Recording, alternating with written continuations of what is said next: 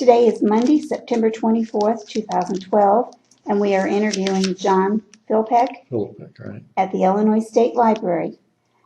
John is 88 years old, having been born on January 9th, 1924. My name is Helen Connect, and I will be the interviewer. Mr. Phillipich, could you state for the recording what war and branch of the service you served in? The Navy, U.S. Navy. And which war was that? World War? World War II. Okay. And what was your rank in the service? Boatswain mate, second class. And where did you serve at primarily? South Pacific. Well, we started in the Aleutian Islands, which is up by Alaska. And then that was about a 4-month operation there. And then we came back to the States and I got to go home for 30 days because the ship was in dry dock and he had some repairs to make on it. So that took 2 months. The ship is divided into a port and a starboard, which half of the crew stays on ship at all times. So one half went on leave and the other half stayed on board, and when we came back, the other half went on leave. And then after that, we started in the South Pacific. Started with Guam, Saipan, Tinian, Truk, Tarawa. Some were troop invasions that we landed troops on, and the other were just bombardments, a harassment situation where you bombard the islands just to stir people up and then move on to the next one. And Tarawa, Truk, Saipan, Tinian, Iwo Jima, Okinawa. At Okinawa, we got hit by a kamikaze plane. I think we shot down 7 planes in like 4 minutes, but the one that hit us came so low over the water the guns couldn't depress low enough to hit it, and the 5-inch 38 guns put up a shrapnel barrage. The plane ran into it and it disintegrated, but the bomb skipped across the water and hit the side of the ship. So that flooded 2 compartments out. And in turn, it created a list, so we flooded 2 compartments on the opposite side of the ship. We brought it on an even keel, but we lost all of our speed. And I thought at the time that we might get to go to Pearl, might even get to go home. Instead, they had a floating dry dock in a Weehawken, submerged it, pushed the ship on it, pumped the water out. You're talking about raising 33,000 tons of a ship above the water. And they brought 2 repair ships in alongside. We were there 3 weeks and back in the water and back to Okinawa. And that was out in the middle of the ocean? Yeah, well, it was at an island, an island that we had earlier in the year invaded. And at that, we went back to Okinawa and he finished the war there. And we even get to see MacArthur signed the Japanese peace treaty at on the Missouri at the end run. But all in all, I knew that after we were in that dry dock, after being hit by the bomb, that there was no country in the world going to beat this one. I mean, there's just so much common sense things that happen. It was just amazing. And just who would ever think about LSTs that could be loaded with equipment, trucks, tanks, and all that, and run onto the beach and drop a ramp and everybody would get off, you know. Well, common sense would tell you if it was unloaded, it would float. Plus the fact that they guaranteed themselves by dropping an anchor probably 200 yards off of on their way into the beach.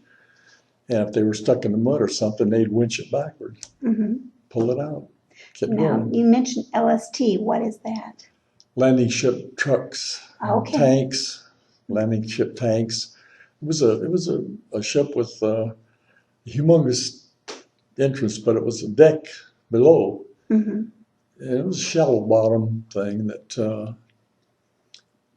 it just, I don't have a picture with me, but it was amazing things that they invented that caused during the war. I mean, the Kaiser shipyards were responsible for a lot of it, but where were the knowledge of the draftsmen and all that came with it? It was just unbelievable. Our technology was that A lot of advanced. technology. I can't speak about the Army or their tanks and all of that. I mean, they had amphibious tanks that come right off the end of an LST, and it would, and the track had little shoes on it, just like a farm tractor would, and it would spin that thing up. And they'd run right on the beach and keep right on going, just never stop. But the things that happen, it was an education in life. I just couldn't believe all the things. We were always, we did a preliminary bombarding on all of the islands. A lot of them we just did it for harassment, and others we were going to try to land troops on. And then on the day of the invasion, we were always between the troop ships and the beach. And once the troops all got onto the island, then we stayed there at night and fired star shells so that they couldn't be attacked from the dark. I mean, it was just a star shell they'd fire a star shell and it would light up just like the sun would. And about the time that it was about to hit the ground, they'd fire another one. It was just constantly all night long until the island was secured. It was just an amazing, amazing thing. It does sound amazing. Our war days now are nothing like that, you know. Yeah. Unbelievable. Okay. What was your job assignment when you were on your boat? I was a boatswain mate, was in charge of a division. I had a group of men underneath me and keeping our section of the ship clean, plus the fact that I was a gunner on a 20 millimeter machine gun. And we had a skipper that was, he was death on knowing your guns, how to take them apart, how to clean them, grease them, put them back together and all. He did it so much. He was a Captain Clark. He did it so much. It was aggravating at times, but in reality, when you became involved in action, you weren't scared. I mean, it was just a thing you did automatically. You know, it's just amazing. I mean, we cussed him out a lot and all that. I'll grant you that. But still in all, when the time came, it was well worth it. Do you recall his name? Captain Clark. Captain Clark. I'll never forget it. I can't. I can't. You dream about this in your dreams. Oh yeah, yeah. There's a lot. There was a lot of things that. Well, I can tell you one experience that when I went on the ship, a fellow from Springfield, my family knew his family, although I didn't know him because he was a good bit older than I was. Because I was just 18 at the time. But when he saw my name, he looked me up. And I told him, how do you know what to do to who down here? And he said, as long as they don't have any brass showing on their shoulder or on their hat, he said, just talk to them normal. If they've got that, salute them. Well, I never did do any mess cook on the ship. And when I took my exam for a rate, then a division boatswain mate came up to me and he looked at my record and he said, you never did do any mess cook duty. And I said, no. He said, well, I can't make you now, you got a rate. But he said, I saw you when you came on. He said, you just did everything you were supposed to do, and I thought you transferred from another ship. Is that right? Wow. Oh, boy.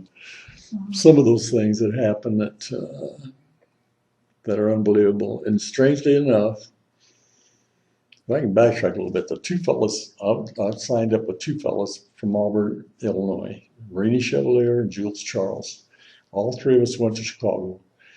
Our preliminary exam, we all passed that. We went to Great Lakes. And I think we were there 3 weeks. And we got to go home for 10 days. Well, whenever back up there, And they said, what are you going to do? I said, I'm going to sign up for a ship. And they said they were going to go to pharmacy school. Okay.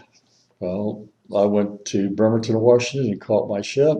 And when we went to the Aleutian Islands,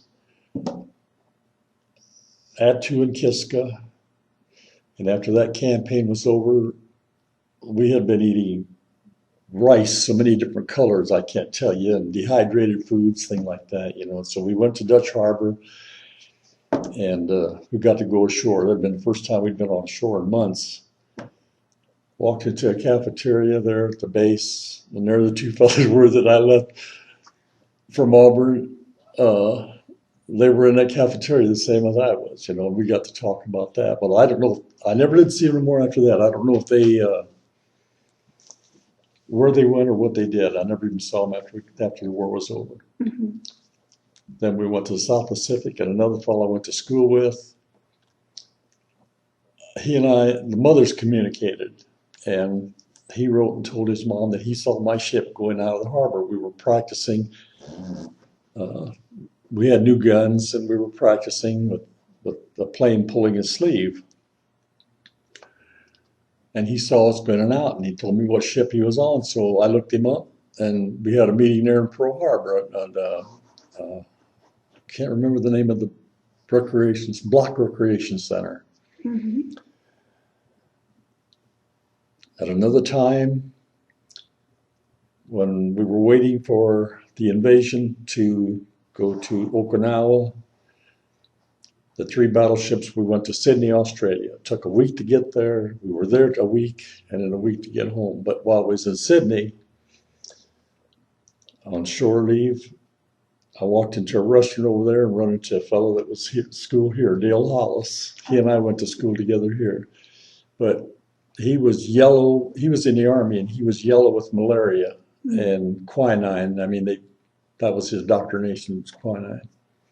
And then after that, we went, well, we had 500. The crew was 1,500, and we brought 500 men that had discharge points to be discharged. We brought them and dropped them off at Pearl. Then we went through the Panama Canal and up the East Coast. Well, at the same time, I got a letter from the one that I met in Pearl Harbor that he had transferred to a destroyer, number 327, and a flotilla of destroyers were coming around the harbor. We were tied up at Norfolk at the base, at the pier. His ship was the third one in line. The first 2 were going by, and I thought, he's going up to Boston. Sure enough, when he got astern of us, it turned and came right and tied up in front of us. I got permission to go ashore and help tie him up. And we had a couple of wild nights in Norfolk too. And I thought, they had a curfew at that time for 11 o'clock for military men. And he and I, we'd had quite a bit to drink, and we're walking down the street, and I saw the shore patrol coming towards us, and I said, "Shot, we're going to be in trouble." And probably a half a block away from us, the shore patrol went on the other side of the street and went on up. We went on back to the base. So it was a lifetime, but I don't regret any minute of it. I met a lot of good people. We had a lot of reunions afterwards. How many years did you serve for? How many years? I was in 4 years, 2 months, and 16 days. But I had signed up for 6 years, and after the ship was decommissioned in Norfolk, and they pulled it to Bainbridge, Maryland, and tied it up at an Army pier there. And I thought, well, most of my friends and all were gone. I mean, they were discharged. I mean, they had older than I was, and they had points and all that to get out of. And the Navy came out with a directive that anyone that signed up for 6 years and had more than 4 years could get out. So I got out. And I discharged in Bainbridge, Maryland, and then they paid me my transportation home. That was the end of it all, really. Yeah. But I had a good lifetime of it. I don't regret 1 minute of it. There's some sad moments, of course, but what can you expect? You know. It sounds like you got along very well with the officers and your Oh yeah, we fellow had a soldiers. yeah. There was a close knit group, really. I mean, that there was no animosity towards any of them. We had, strangely enough, segregation was in effect. Really?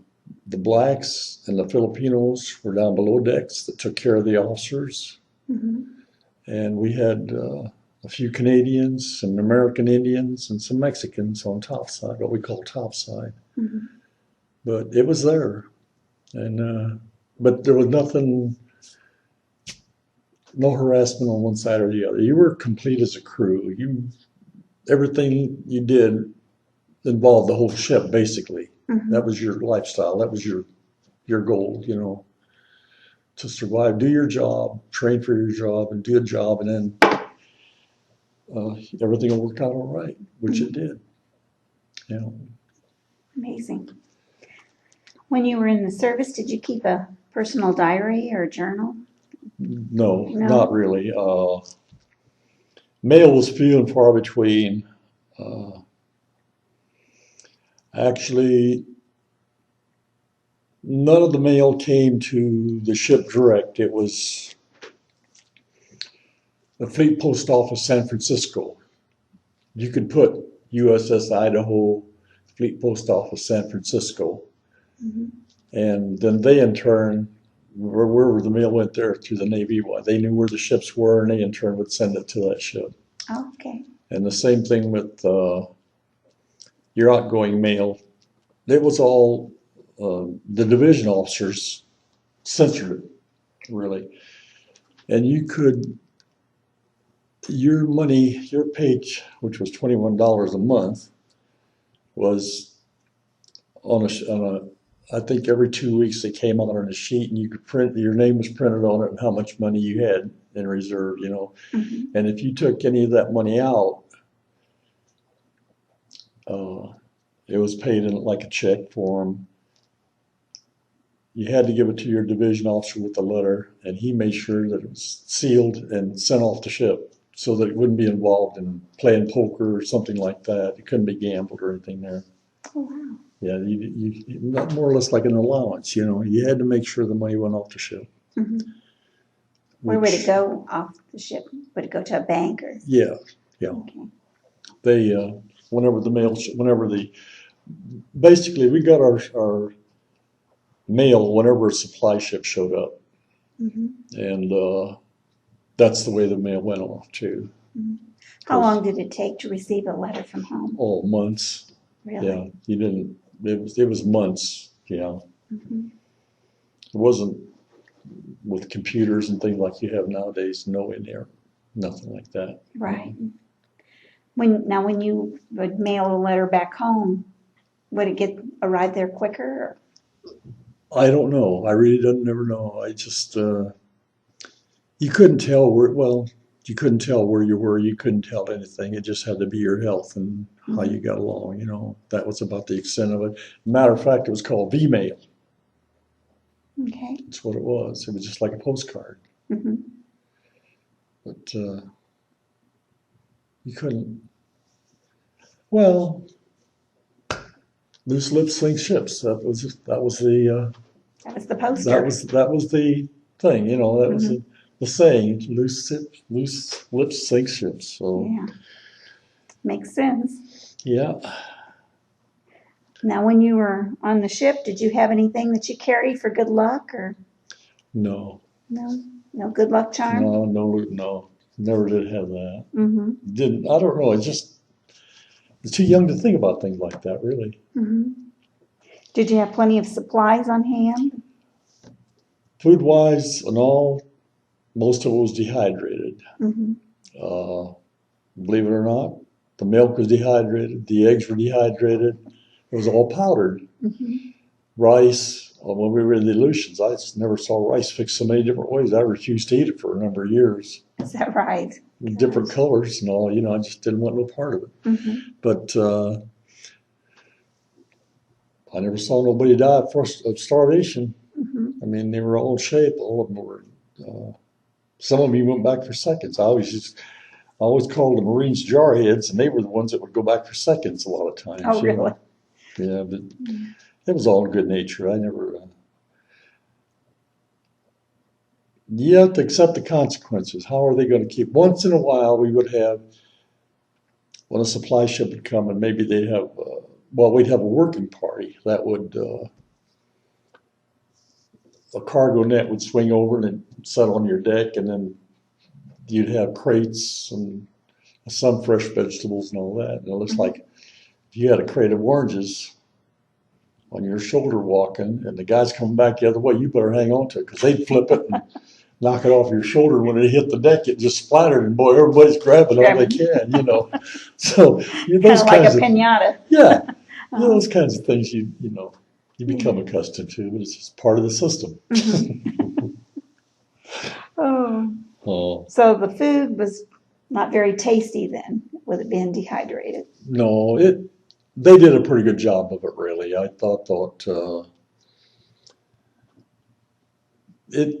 And I can remember an incident too. As a matter of fact, a couple times whenever they sat down to have food, and the general alarm would go off, and man, everybody get up and run to their guns and all that, and your food's there, and whenever you come back, it was gone, so they'd start over again. I'll tell you one incident that you talk about memories.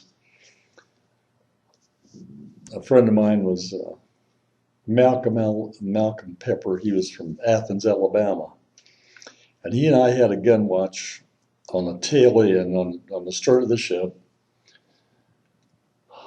from midnight until 4 in the morning. And he had bought a new pair of blue jeans. And what we call a heaving line is a weighted ball on one end of a long line, like a clothesline. Well, whenever you come to a pier or something, you'd spin that thing around and throw it, and it would just stretch out. To be able to tie a bigger line onto that, they started with the heaving line, which was small, so then a bigger line and a bigger line.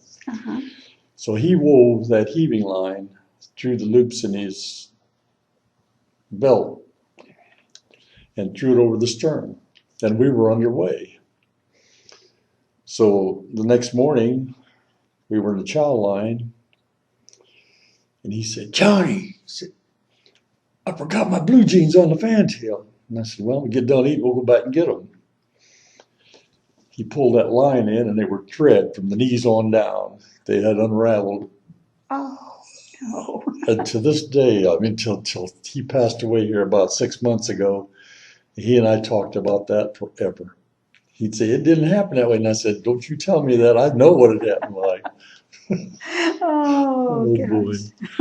It's just, I don't know. I think a lot of the things memories that will never fade. And I honestly believe in my own mind that any youngster that graduates from high school ought to go into service for 2 years. I really do. You have such a meld of personalities, lifestyles that you don't get in your own vicinity, that you see from other parts of the country, and the way they feel, the way they talk, and the habits that they have, that broadens your knowledge considerably.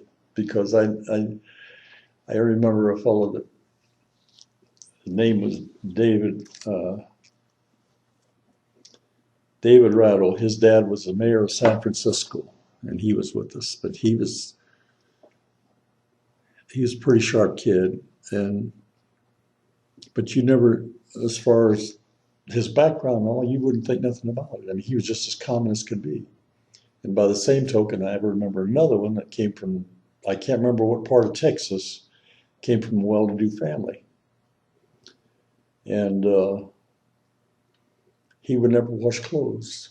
I mean, he would throw them over the side and get new ones out of the ship's store. And someone close to him got onto what was going on. So the way they cured that, the ship made its own water. Desalinization was on it. It had to have pure water to run the boilers. Mm-hmm. You were rationed water. You could have 1 bucket of water to wash your clothes and bathe in. I mean, you'd wash your clothes and then soap yourself down and whatnot, and then rinse your clothes out and dump the rest of the water over you to rinse off. Okay. Well, what they did, they got permission from the division officer to open the shower room. They brought this fellow, took all of his clothes out of his locker, soaked them all, then gave him a scrub brush bath. At first he laughed, and then he started crying after he realized what was really happening to him. But he was the first guy in that shower line after that. Is that right? First man. Wow. That's how they got to you. Didn't abuse you or nothing like that. I mean, it's just say, well, you're not going to smell up my part of the ship. We'll take care of it. Mm-hmm. And they did it. I mean, and I don't know whether that happens nowadays or not, but those kinds of lessons that I think are beneficial to somebody that would go in there. And Mm-hmm. basically what I'm saying is, I guess whenever you join the service, the apron strings between you and your mom are done. Somebody else is going to take care of you if you can't. Mm-hmm. Okay? That's true. My conversation with you is a whole lot different than somebody else has been giving you. Yes, it is. But I'm enjoying this. Did you have any other pranks or things that you pulled on crew members? Basically, that's about the extent of it, really. I mean, most of it was just close relationships that we had. I'd say 5 years ago is when it really started falling apart. I mean, people were passing on left and right. I lost my wife in March this year, and but I still keep in touch with some of them. That I got one friend down in Honey Bend, Texas. He's a hay farmer, and he's 92 years old, and we talk about it on an average of once a month. I just lost another one in Arlington, Texas. There that he's been gone about 5 months, and his wife just passed away 2 weeks ago. So they're in that age bracket where they're starting to fall off, But some of them are in pretty good shape. That they're not. I can't say that any of them are going senile. They just don't do it. Mm-hmm. They just. You brought some photos there to share. That's some of the reunions that we went to. Let's see if we can. Okay. And where are you in this photo? Where am I? Mm-hmm. Right there in the white sweater, black and white The sweater. white sweater. Uh-huh. Okay. The second from the right. Okay. We had a lot of reunions, and with the whole ship as far as that goes. But as time went on, the people that were able to put the reunions on, make all the arrangements and all that with hotels and motels, they passed on, and we finally consolidated the group to our division, what we call 7th Division. Well, as I said, half of the ship, half of our 7th Division was 20 millimeter machine guns, and the 8th Division was the port side of it. Mm-hmm. And we would all meet in Texarkana, Texas, which was the central part as far as the ones from Alabama and Texas and Illinois and Kansas and Iowa. We've only had a couple 100 miles, 400 or 500 miles to go to that, and we had our reunions there. And one couple that lived there made all the arrangements with the motel. All you had to do was call in or make a reservation, Mm-hmm. and they gave us a rate and all of that because of the group, and look forward to it every year. We had it. Well, then it got to the point where that couple, they passed away, and now we're done. Mm-hmm. Telephone calls are the last stretch of it. Yeah. Sad, but it's the way it's turning out. Mm-hmm. How many were on your ship? 1,500. That's a lot. Yeah, not like, okay, one of the fellas, uh, Bill Strimple, made a career out of staying in the Navy, and he came to one of the reunions after he retired out of the Navy. He was on the Abraham Lincoln aircraft carrier. Mm-hmm. And I asked him, how many men did you have on that ship? He said 9,000. When you're talking about the crew and the, what you call the Airedales, the people that worked on the planes, the pilots and that, the whole thing, 9,000 people. And I said, how'd they feed them people like that? 24 hours a day, continuous. You work different shifts, 8 different times. Mm-hmm. We had nothing like that. I mean, 1,500 men was no comparison to 9,000, for God's sakes. So it's, and that really surprised me. I didn't think you ever had a crew that big. That is large. Yeah. But there was always someone awake at all hours. Always. They had to be. They had to be. Yeah. Well, we were too. I mean, you had 24-hour watch. You just couldn't, you never, even if it was anchored or tied up at a port, somebody was always awake. You had regular watches, generally 4 hours. 4 hours on, 16 off. Mm-hmm. You know, that was a standard. Except when we were in a war zone, then that was a different story too. Mm-hmm. You were pretty much on your gun all the time. So you saw a lot of action over there with Quite the a war. bit. Mm-hmm. Yeah, quite a bit of action. Mm-hmm. Yeah, I know. Like I said, it just, that skipper was so hard on us as far as training and all that it really didn't make that much difference. Mm-hmm. You just got used to it. If you saw, when the general alarm sounded, why, you went to your gun and that was it. Mm-hmm. You waited. The modernization too, at first the machine guns all had an open sight, just like you would a shotgun, you know. It was like, and then as time went by, they changed to what they called a Mark V.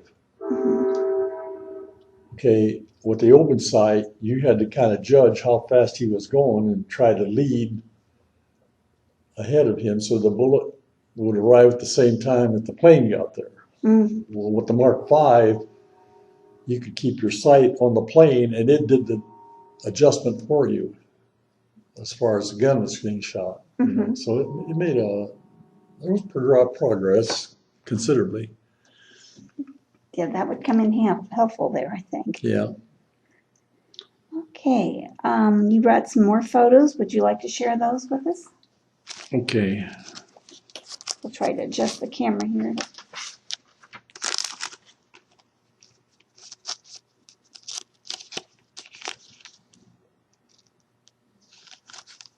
I'm not going to show the officers or nothing like that. I think some of the things that, okay.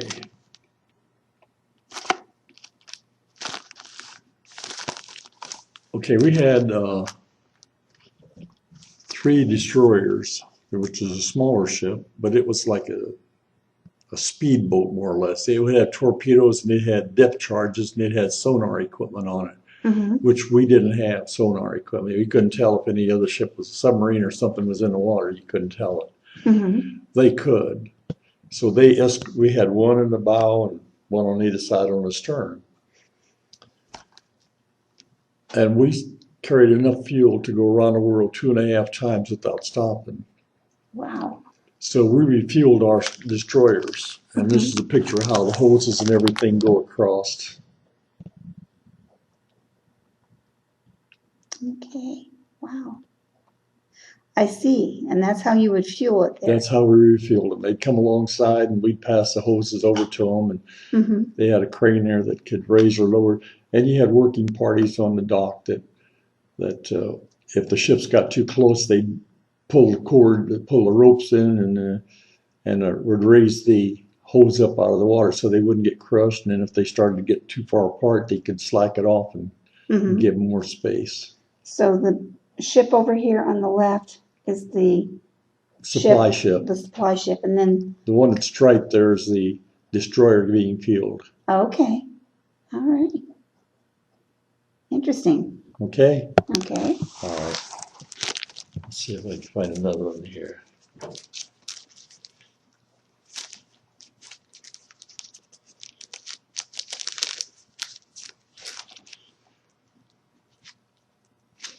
Those are interesting pictures. Okay.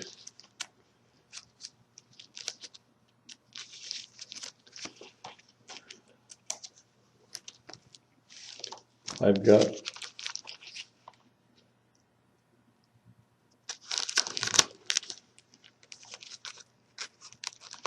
too many here.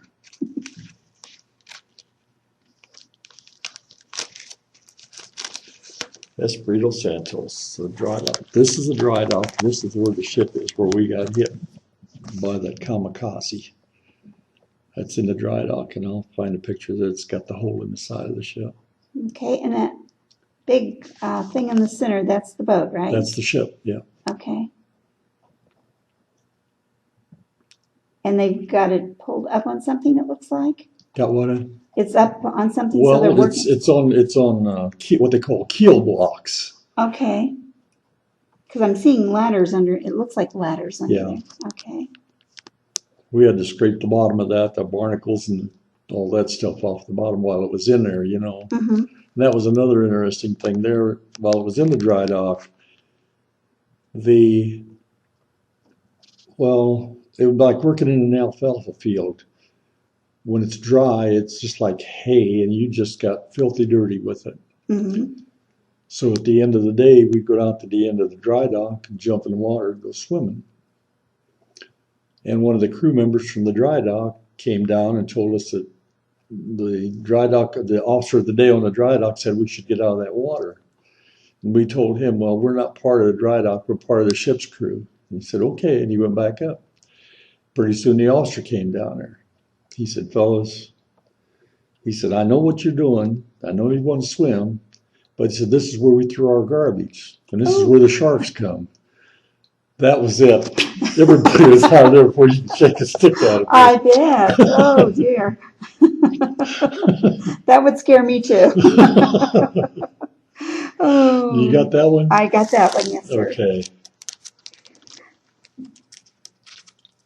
Yeah. I bet you guys got out of there pretty fast, too. Oh, I'll tell you.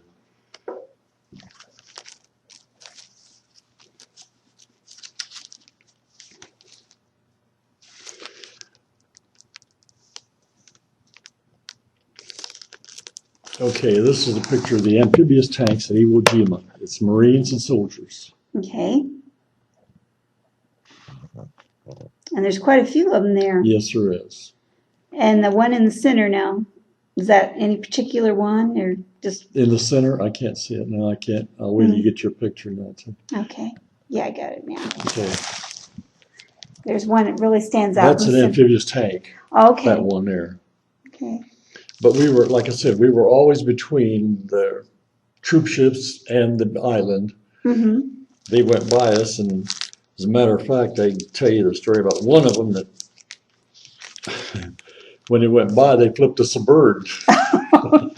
He said, one more time and you're not going to make it to the beach. You're going to get blasted out of the water right here. Oh. So I take it they had stopped then. Yeah.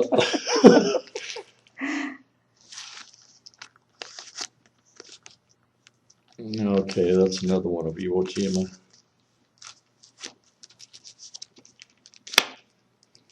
This is what the gun crews, basically, that's 40 millimeter.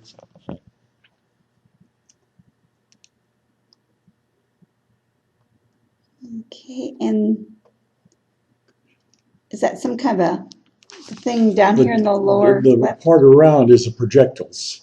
There's Mm-hmm. there's 4 shells to a clip, and you had a trainer. You had 2 men operating the gun, and the rest there'd be like 2 or 3 of them around that would take the clips as they fired them out. Then they take another and set it in there in the chamber. Mm. Okay. It's quad mounts in 4-ton. Them was the things that drive you nuts. They go prum, prum, prum. Oh, They just really? drive you down through the deck. Uh-huh. Now up here in the upper right, there's a long tube. That's a 14-inch gun. Okay. Yeah, I'll show you that next. So the larger the gun, the larger the boat then, right? Or The ship, yeah. Uh-huh. I keep calling it a boat. Well, It's a ship. yeah. Okay, the main battery was 14-inch guns. In other words, the projectile's 14 inches. I got another picture I'll show you here. Okay. How big a shell? That's a 14-inch gun. Wow. It weighed 1,500 pounds. It'd be like shooting a Volkswagen 20 miles. Goodness. That is a good size shell. Yeah. Now, are you in that picture there by chance? No. Now see, there's an LST bringing supplies, bringing shells aboard. That's when they're resupplying our ammunition. Okay, and that is the ship on the left. That's the one on the left. Okay. Yeah, your left.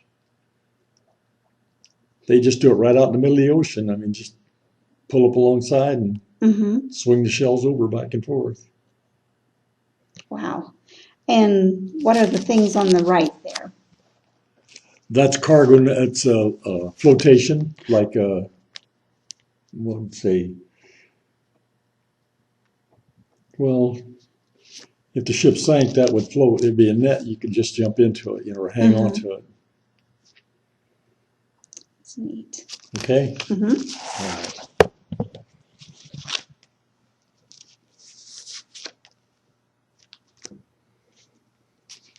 Now, your years being in the service, did that help you after you got out? Were you able to use any of the skills that you learned in the service? No. No, I went to driving a truck. I went to work on a dock at night. See, I showed you that. Okay, there's an air attack. That's the way the Japanese come in. I mean, those are projectiles fired at the Japanese planes. Wow. And over on the left, looks like a cloud of smoke. Yep, that's where one of them hit the water. I mean, he was shot down and crashed. Okay. And this over here that looks like a flock of birds is actually shell or explosions. explosions. Yeah. Okay. The shells bursting. That's amazing.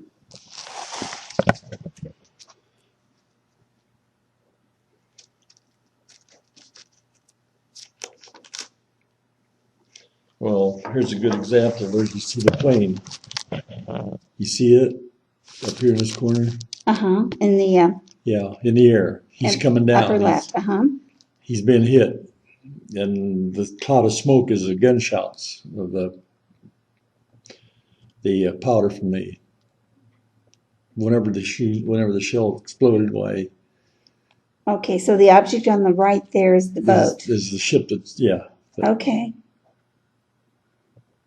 Now, how were you able to take pictures and fight and stuff? We had excuse me. I don't know if I told you or not. The 3 ships had a complete roster of our ship had a complete roster of the other 2, and they in turn had the roster of ours.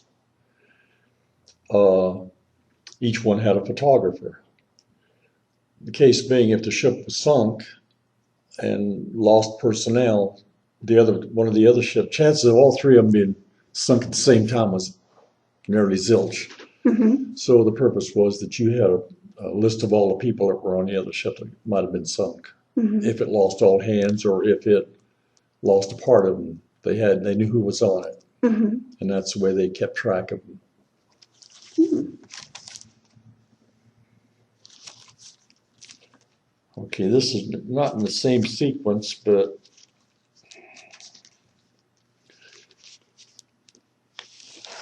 this one here is when we're being pushed into the dry dock, in the floating dry dock. Okay, in the center there in the lower Yeah. part, that's your ship. The the ship's in the middle, and the other part is the dry dock that's submerged. Okay. So once you got into the dry dock, you were able to, Well, I'll turn to the next page. okay. This is where they pumped this after they pumped the water out of the dry dock. It lifted the ship up all above the surface of the water. Oh, okay. So the ship would be completely out of water then. That's absolutely all the way out of water. And the dry dock on the side would support it. That's the crane ran up and down it, and the sides were, yeah. You ready for the next picture? Okay, this is the hole in the ship. Right there in the center then. In the center. Wow. And that's what you were saying, That's the where water the got bomb into hit cargoes. and blew out the two sections of the ship. Okay. And in order to stay afloat till you got to the dry dock, you had to... What they did was they filled two sections on the other side of the ship with water, brought it to an even keel level. But we lost all of our speed. We couldn't hardly, well, we just cut down to about, what I'd say, 5 miles an hour like that. You couldn't go anywhere. And how far were you from this? I don't know. You're going back a long time. Yeah, you're going back a long time.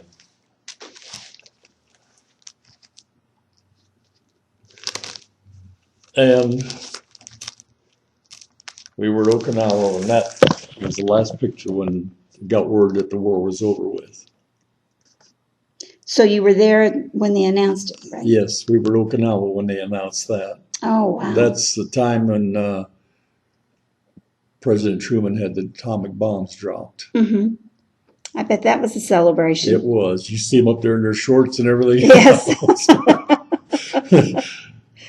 Oh, man. That's exciting. So how soon after the war ended did you get to go home? It didn't seem like it was any time at all. We, like I said, we picked up some passengers, and well, we came to Pearl Harbor, left off the 500 passengers, and then we went down to the Panama Canal, and we stayed in Panama, I think, 2 days. And that was kind of a strange thing too, because another fellow and I, they had taxi cabs that were touring cars. It'd be like a convertible, a four-door sedan convertible, old timers.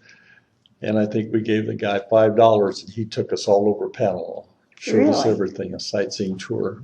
Probably about 3 hours, I think it was. And then we got back to the ship. Then we went on through the canal and to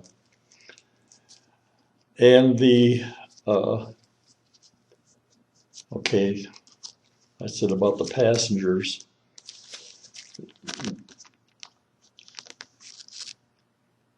They slept in our bunks while we were on watch. They couldn't sleep if we were going on watch. They had to go to sleep, but they couldn't do that. But then this is how it was so crowded that they were just all over.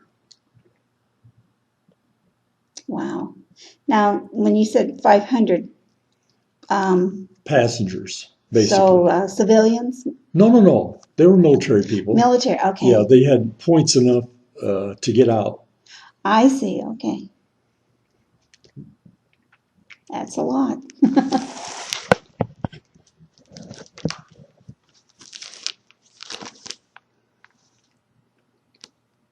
Okay, that's where they ate chow up on top side on the deck. They'd go down, go through the chow line and get their food and come up on top side and eat, because there wasn't enough room down below decks for all of them. Yeah, I can see why. Yeah.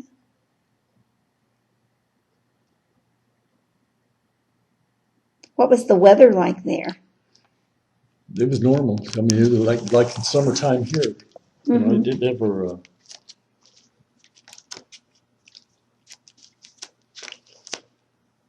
There was your recreation, tug of war. Oh. Now, how many guys would they put on each side? I don't know. Because it looks like a Digging my long memory, line. lady. I can't go back that far. Oh, dear. Yeah, I think it would be kind of hard to play baseball on the ship. Oh, they could. Yeah, they couldn't do that. No.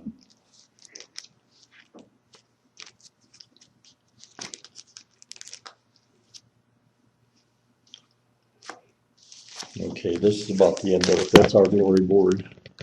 That's What the is number that? of islands we bombarded and landed troops on, and I think we saw sank one ship, Mm-hmm. and the number of planes there. I don't know how many's underneath that. Oh, I see. Okay, so you got the planes. Is that a boat? One ship. Well, Okay. And then the flag would represent the country. yeah, Okay. yeah. That's interesting. Quite a few on there. I did have one here with me in it, but I don't know that you can't pick it out. I don't think. Yeah, I had way down here. I got a circle drawn around it, but I don't think it'll pick it up. Yeah, I got you.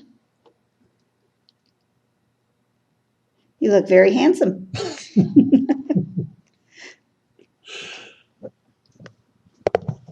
And those were all the guys that you They were hung around like in with? our division, and those were that took that many to man machine guns and all. You know, Mhm. just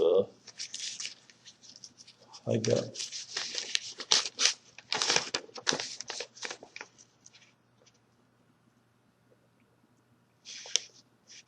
Well, WW2 veterans reunite and tell the story of the USS Idaho, but I don't. Maybe you can. What was it? Just a collection of stories that everyone shared? Yeah, whatever. Mhm. Well, they had newspaper sent a man around there, and he had jillions of questions. I swear to God. Mhm. I don't know if it would take a picture of the names and all that. Maybe. Does it list the bottom part? I'm getting the picture, but not so much the names. Oh, Okay. there's a few there showing up. And you're in here? Yep, I see Yep. you. And what, 60 years? Wow, Yeah. that's neat. Is that from the State Journal Register here? No, this was down in Arkansas. Okay, Texarkana Gazette. okay. You got a lot of memories there with you. Yeah. Yeah. I listened to a lot of them, but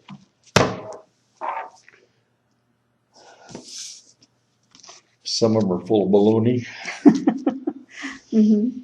and some are. Now, when you, I don't know. Yeah, I don't regret 1 minute of my time in the service. I thought it was, like I said, it was an education that I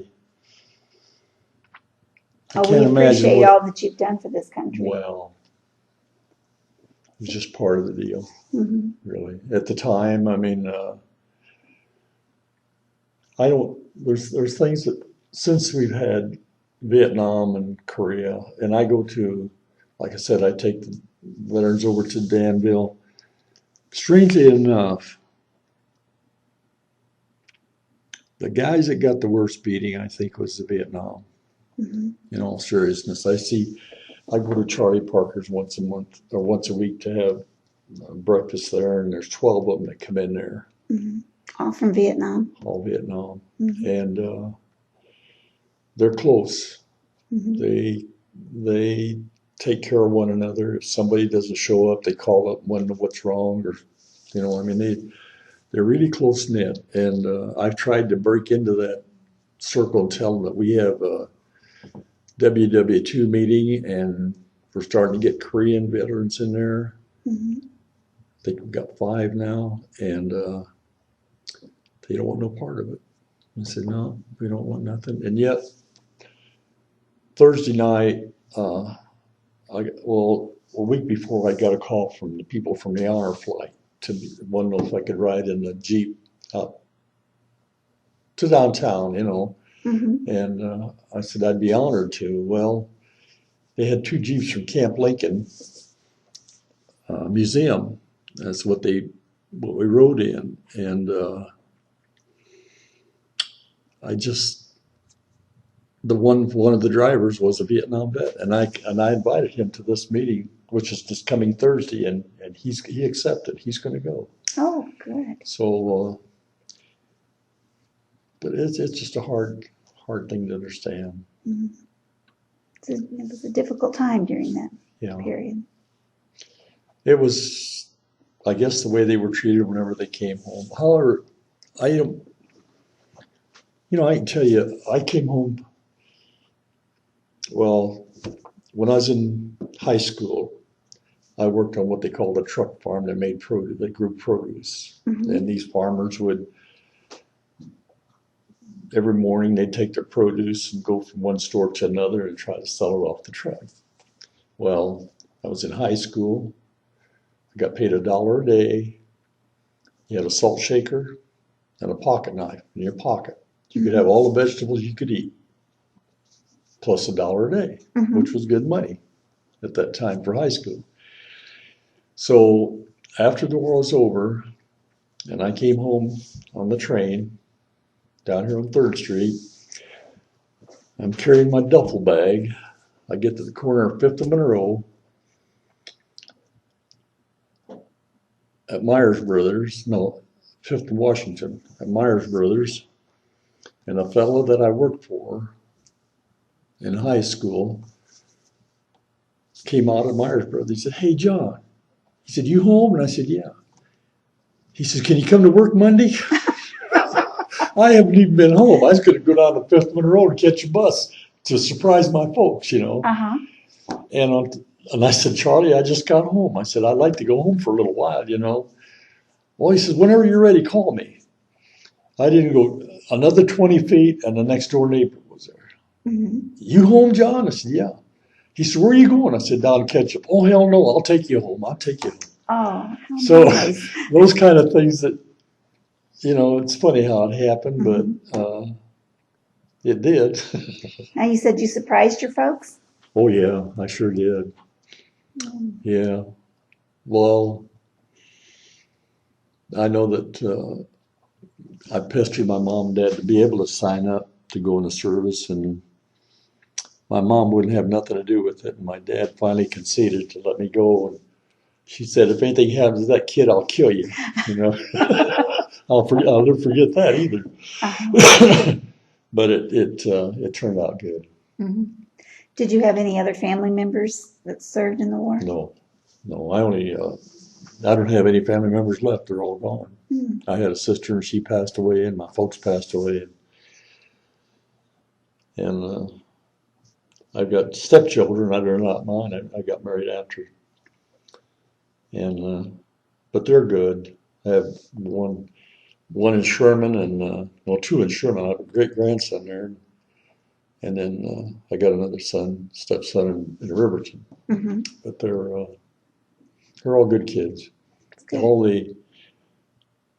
Have any of them gone into the service? Have any of them followed you? The oldest stepson had been, yeah. He was in the Korean conflict. Mm-hmm. But they're all eggheads. One of them's a psychiatrist, and one's a doctor. And I told them when they were going to school, and I said, "You guys better learn, make a lot of money because you don't have no common sense." I mean, they wouldn't know how to. One of them does. One grandson does. He's state certified heating and air conditioning, so he's all right. But he makes as much money as the rest of them. Mm-hmm. And one of them I'm really proud of. He has cystic fibrosis, and yet he's a lawyer. Mm-hmm. So it sounds like you have a very nice family there. Yeah. Well, anything else I can help you with? Well, is there anything that you'd like to add? No, I'm appreciative of being able to get the story out. I hope it helps. Oh, I've enjoyed it. It's been wonderful. It's probably different than some of the others you had, but my experience is pretty diversified, really. Mm-hmm. I go to the W2 meetings, and some of them say like they were in the European theater, and like maybe they were in Italy or France or Germany, and some